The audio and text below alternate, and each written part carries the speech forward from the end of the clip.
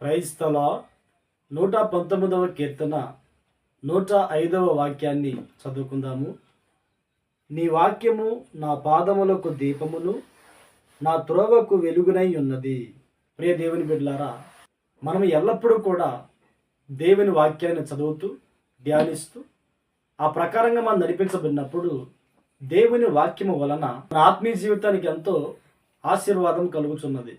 అందుకని దేవుని వాక్యాన్ని మనం ఎల్లప్పుడూ కూడా మన హృదయంలో ఉంచుకొని ఆ వాక్యానుసారంగా బ్రతుకుటకు మరింతగా ప్రయాసపడుతూ ఉండాలి. దేవుని వాక్యము మన పాదాలకు దీపము, అలాగే త్రోవలకు వెలుగుగా ఉంటుంది. దీనికి అర్థం ఏంటంటే దేవుని వాక్యము మనకొక మార్గదర్శిగా ఉంటుంది. మనం ఎటు వెళ్ళాలో, మనం ఏమి చేయాలో, మనం ఏ గమ్యాన్ని ఎంచుకోవాలో, మన ప్రయాణం ఏమిటో అవన్నీ కూడా దేవుని వాక్యం మనలో ఉన్నప్పుడు ఆ వాక్యం మనకి మార్గదర్శిగా ఉండి దారి చూపిస్తుంది.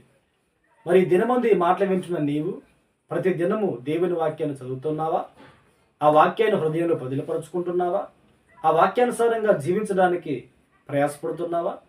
అలా జీవించినప్పుడు నీ జీవితానికి దేవుని వాక్యం ఎంతో ఉపయోగపడుతుంది. ఆ వాక్యము నీ ఆత్మీయ జీవితాన్నే కాకుండా భౌతికమైన జీవితానికి కూడా దర్శకంగా ఉండి నీవు వెళ్ళవలసిన మార్గానికి, నువ్వు చేరవలసిన మార్గానికి ఆలోచనకర్తగా నీకుండి నడిపిస్తుంది.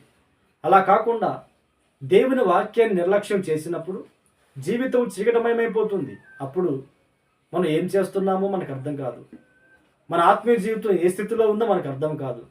మనం వెళ్ళే మార్గంలో మనం తొట్టుపాటు పడే అవకాశం ఉంటుంది. అందుకని ఆ జీవం కలిగిన, శక్తి కలిగిన దేవుని వాక్యాన్ని మనం ఎల్లప్పుడూ కూడా మనము కంఠభూషణముగా ధరించుకొని మన హృదయంలో ఉంచుకొని ఆ వాక్యానుసారంగా బ్రతికినప్పుడు ఆ వాక్యము మన పాదాలకు దీపముగాను, మన త్రోవలకు వెలుగుగా ఉంటుంది.